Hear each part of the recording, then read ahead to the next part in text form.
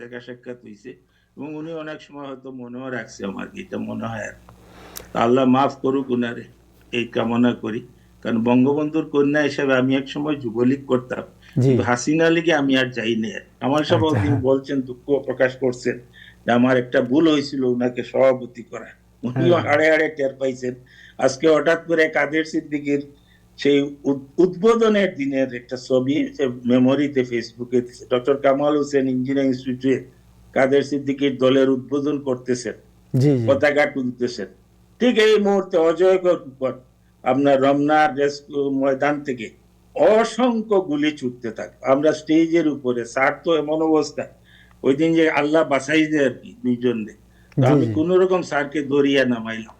Right. কাদের Siddiqui, doctor Kamal Hossain, ওনারা সবাই শিক্ষা পাইছেন ওনার কাছ থেকে, জি। যারা বঙ্গবন্ধুর ঘনিষ্ঠ ছিলেন। এই সবাইকে উনি হলো শিক্ষা ওনার। দিয়েছেন।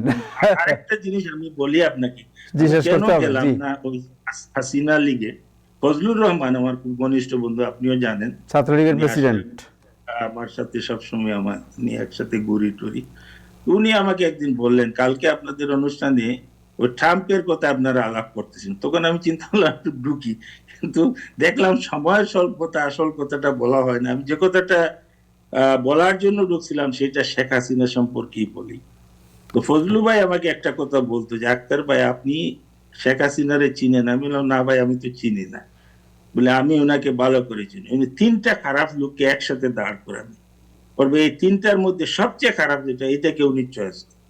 তো কালকে আপনারা যে আলোচনা করছিলেন ট্রাম্প সম্পর্কে, এর আগে আমি বলছিলাম ওনার বিজয়ের অনুষ্ঠানে, কোন হয়তো কিছু রাগও করছে আমার উপরে, যে আমরা ওই মানে ফুটন্ত ফুটন্ত যে প্যান ফ্রাই, জি, অর্থাৎ জি, জি। যেটারে বলে আপনার কি বলে আপনার ওই যে মাছ টাছ বাজে জি, যেটা জি। করে, ফ্রাই মানে যাই হোক, প্যান প্যান বলে এটাকে কি? হ্যাঁ। প্যান ফ্রাই, প্যান, তো হ্যাঁ। ওইখানে মাছ ভাজা, যে মাছটা যখন লাফ দিয়ে আগুনে পড়ে, তো ট্রাম্প সাহেবের আমার ওই দিনের কথাটাই আমি বলছিলাম, রাইট। যে সাইফুদ্দিন মানিক ভাই এই কথাটা একটা বলতো সব সময়, যে আমরা জ্বলন্ত উত্তপ্ত উনুন থেকে, উত্তপ্ত কড়াই, কড়াই কড়াই, থেকে কড়াই বলে, জ্বলন্ত, কড়াই, কড়াই, কড়াই। উত্তপ্ত কড়াই থেকে জ্বলন্ত উনুনে পড়তেছি।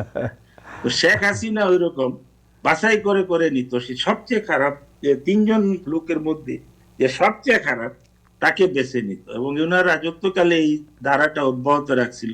আজকে আপনার হাড়ে হাড়ে প্রমাণ। তো ট্রাম্প সাহেব শুরু করছে এখন আপনাদের জি। সব খারাপ